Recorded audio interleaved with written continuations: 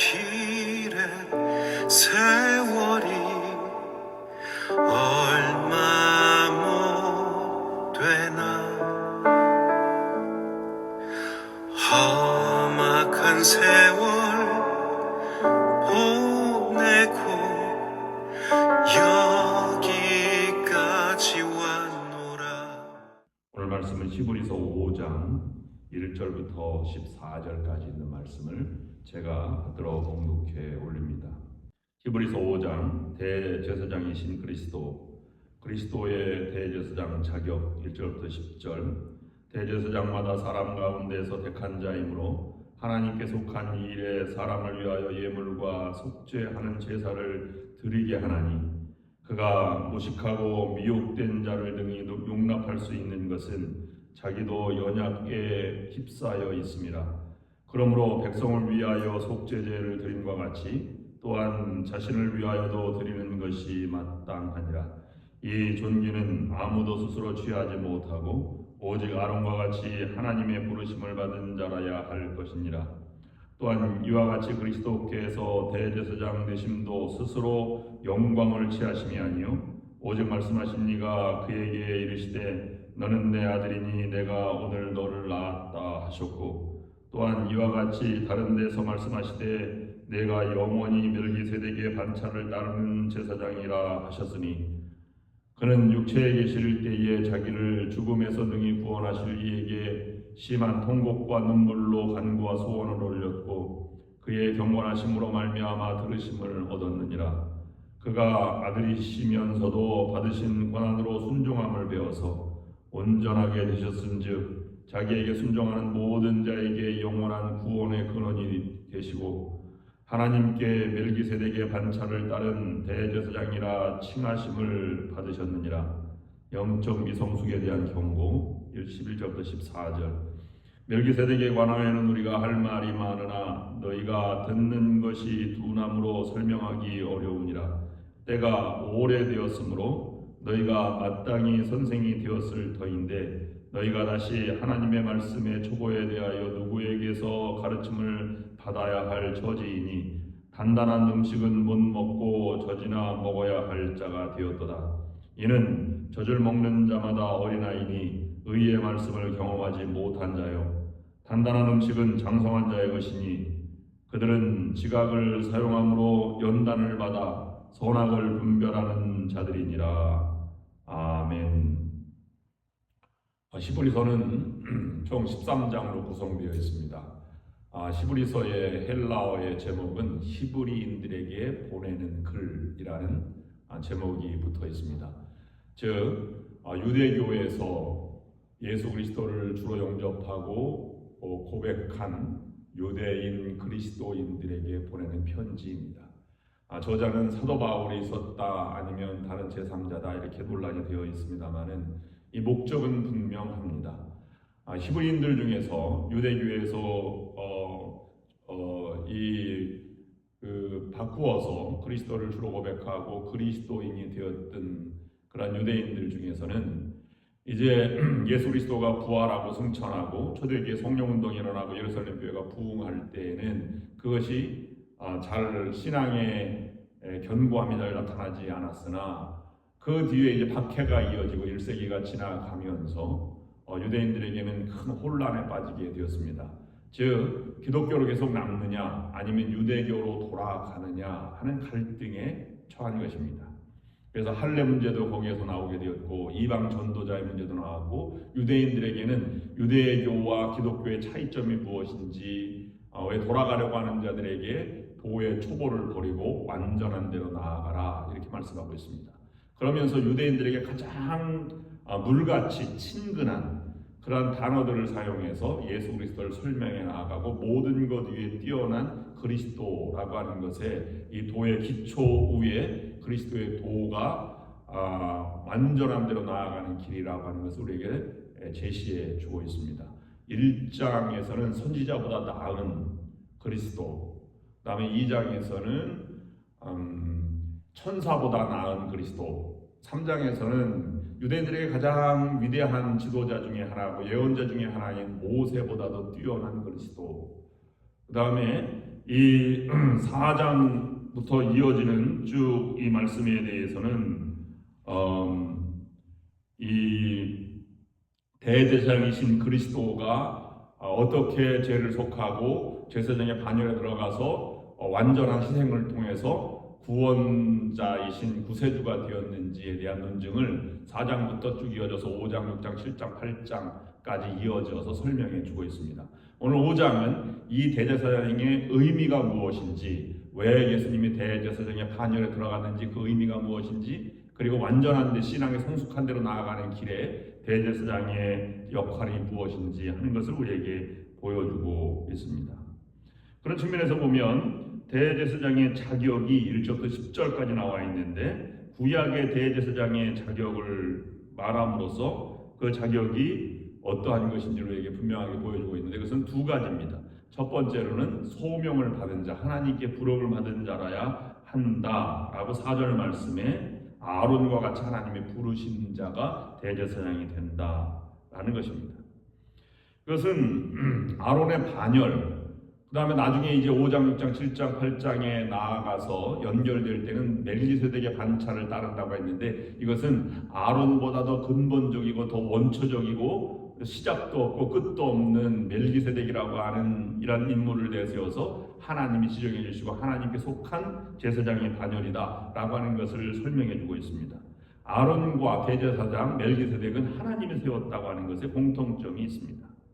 그래서 그의 후손에게 아론도 하나님의 부름을 받고 세습을 시켰던 것입니다. 즉 대제사장은 그의 의지, 성품, 능력, 업적, 환경에 의해서 되는 것이 아니라 하나님께서 부른 자, 하나님으로부터 부름을 받은 자라야 하나님의 일을 하는 대제사장이 될 수 있다. 그래서 그리스도를 불렀다라고 하는 것의 첫 번째 구약에 비추어서 자격을 논하고 있고, 두 번째로는 사람 가운데 취하여야 한다. 그렇게 1절부터 3절까지는 연약한 자 그대로 하나님이 하나님의 대제사장으로 불러주셨다라고 하는 것입니다. 이것은 상당히 놀라운 히브리인들에게 전하는 대제사장의 의미를 풀어서 해석해주고 있는 본문이기도 합니다. 왜냐하면 유대인들은 제사장이 그냥 있는 줄 알았어요. 이 아론의 제사장 후예들이 제사장으로 있으니까 레위인들 가운데에서 대제사장과 성전 업무를 받는 사람은 대대로 이어져 오는 줄 알았습니다.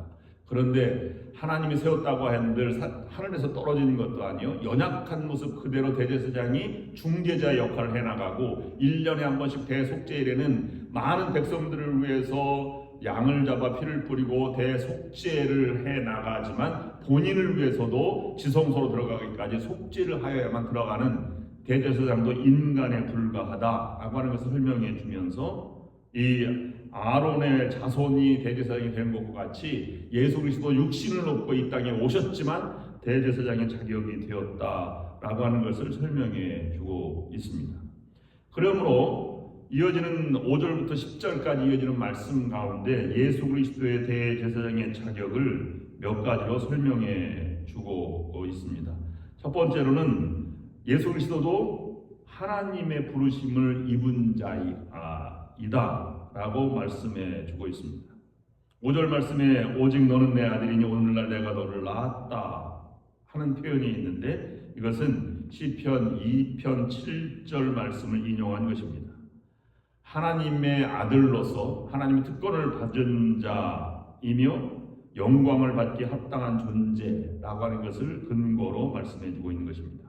그러므로 그리스도라고 하는 것도 하나님이 친히 세워서 따로 기름을 부음 받은 자라는 뜻으로 대제사장의 사역을 위해서 부름 받은 자이고 속죄할 능력이 있다. 그래서 6절 말씀에는 내가 영원히 멜기세덱의 반차를 쫓은 제사장이라, 이거 설명하기는 매우 어려우나 라고 말하면서 6장에서는 멜기세덱의 반차를 따른다는 의미가 무엇인지 라는 것을 설명해 주고 있습니다. 멜기세덱은 아브라함에게 떡과 포도주를 주고 아브라함이 11조를 드린 전쟁에서 승리하고 돌아온 아브라함에게 축복해준 이 멜기세덱을 얘기해주고 있는 것입니다. 레위지파 아론 후손 이전의 인물로서 지극히 높은 제사장의 근원을 두고 있다라고 하나님께 연결된 그러한 제사장의 자격을 먼저 예수 그리스도에게 적용하고 있는 것입니다. 두 번째는 예수님은 하늘의 영광을 받으시기 합당한 존재이지만 그러나 사람의 연약성을 가진 자라고 하는 말씀을 7절부터 9절까지 육체에 계실 때 자기를 죽음에서 등에 구원하실 이에게 심한 통곡과 눈물로 간과 소원을 올렸다라고 말하면서 시편 22편 24절 말씀을 인용하면서 인간의 연약성을 가진 자가 대제사장이 되었다는 것을 말씀해주고 있습니다. 그만큼 인간의 고통을 경험할 줄 알고 이해할 수 있는 자로서 하나님께서 속죄해줄 대제사장의 자격을 예수님이 가지고 사역에 들어가셨다고 말씀하고 있는 것입니다. 그만큼 예수께서 고난을 통해 순종함으로 온전케 되었다는 의미가 아니라 순종함으로 고난을 받았고 고난을 통해서 사람들의 고난을 경험함으로 사람들의 대제사장이 될 수 있었다는 의미로 설명해 주고 있는 것입니다. 그래서 4장 15절 말씀에 예수 그리스도는 우리의 연약함을 체휼하지 않는 자가 아니며 우리와 같이 한결같이 시험을 받는 자라 이렇게 표현하고 있습니다. 그러면 이 말씀을 하면서 그리스도의 도에 함께 해 나가는 것이 성숙한 대로 나아가는 것이고 그 도를 버리지 않는 것이 온전한 대로 나아가는 것이다 라고 말하면서 6장 1절 말씀에 그러므로 우리가 그리스도의 도의 초보를 버리고 죽은 행실을 회개함으로 하나님께 대한 신앙과 세례들과 안수와 죽은 자의 부활과 영원한 심판에 관한 교훈의 터를 다시 닫지 말고 완전한 대로 나아갈지니라 라고 말하면서 영혼에 닫힐 그리스도에게로 불이 내리는 그런 온전한 대로 나아가라고 권면하고 있습니다. 그런 측면에서 보면 11절부터 14절까지 나와 있는 영적으로 성숙한 것에 대해서 미성숙한 것이 어떤 것인지 완전한 대로 나아가는 성숙한 장성한 신앙이 어떤 것인지를 분명하게 제시해주고 있습니다. 어린아이의 특징은 13절 말씀입니다. 딱딱한 것을 먹지 못하고 젖을 먹는다고 하였습니다. 이 말씀은 고난과 깊이 있는 진리를 이해하지 못하고 기초적인 것만을 이해하는 상태에 머물러 있는 연약함을 가르쳐 말하고 있는 것입니다. 좀 더 깊은 인생의 하나님의 경륜과 지혜를 아직 깨닫지 못한다고 하는 것입니다. 어린아이는 그러므로 옳다, 의로운 말씀을 경험하지 못합니다. 하나님의 의로워서 그리스도 자체와 그의 사역에 나타난 의로움을 그는 인정하지 못하고 진리들을 온전한 대로 나아가는 그리고 온전하게 이해하고 온전한 삶으로 적용하기까지 나아가야 하는데 거기까지 나아가지 못한다고 하는 것입니다. 대부분 신앙인들은 이해한다고 얘기하면서 삶은 그렇게 연결되지 못하고 있는 것인데 진리를 온전히 이해할 뿐만 아니라 그것을 적용하고 좀 더 신령한 진리의 사람으로 나아가는 것까지 성숙한 그러한 신앙으로 영적인 존재까지 나아가야 한다는 것을 말씀해 두고 있는 것입니다. 신앙이 피상적으로 이에 머무르지 않고 삶의 깊은 곳까지 나아가는 것을 의미하는 것입니다. 그런 측면에서 마지막 14절은 장성한 자의 특징을 말하고 있는데 단단한 식물을 먹는다라는 것입니다. 힘든 이해하기 어려운 진리들도 이해하고 그리스도의 대제사장직 같은 진리도 받아들일 수 있어야 한다라고 말하고 있습니다. 두 번째로는 지각을 사용한다라고 말하면서 그들은 자기의 인식, 지각, 인지 능력, 분별 능력을 가지고 사리 판단을 하고 살아간다. 세 번째는 어떤 어려움도 그는 극복해 나가는 연단의 과정으로 이해하고 장성한 자처럼 끊임없이 훈련받으며 의미를 추구해 나가는 삶을 살아간다. 여기에 훈련받는다라고 연단을 받는다라고 하는 것은 끊임없이 한 번 통과하는 것이 아니라 지속적으로 다가오는 연단 과정에도 하나님의 뜻을 묻고 성숙한 길로 나아간다는 것을 우리에게 표현해 주고 있습니다. 마지막 네 번째로는 장성한 사람은 선악을 분별할 줄 안다. 옳고 그름, 선하고 악함을 분별하면서 삶으로 적용해서 하나님의 요구를 이루어드리는 사명을 감당하는 자로 나아가게 된다라고 말씀하고 있는 것입니다. 그런 측면에서 보면 왜 이런 말씀을 하였을까라는 배경을 12절 말씀에서 하고 있는데, 때가 오래되었으므로 너희가 마땅히 선생이 되었을 터인데 라고 하는 말은 이미 신앙의 연조가 깊어서 부활을 경험하고 신학 1세대와 2세대에 넘어가는 그 성숙한 대로 세월이 많이 지나갔음에도 불구하고 마땅히 너희들은 후세대를 가르치고 기독교 진리에 충만히 있어야 할 터인데, 아직도 신앙 연조로 볼 때 신앙이 성숙한 단계로 이루어져 나아가지 못하고 있는 자들을 향해서 말하고 있는 것입니다. 아직 영적으로 어린 상태에 있는 사람들의 진리의 말씀으로 나아가기까지 당면하고 있는 것입니다. 그러므로 모든 것의 초점은 구약에서 율법으로 나아갔지만 율법의 완성자이신 예수 그리스도가 왜 율법의 완성자인지, 왜 그리스도에게 모든 것을 초점을 맞춰야 하는지를 여기서 말씀해 주고 있는 것입니다.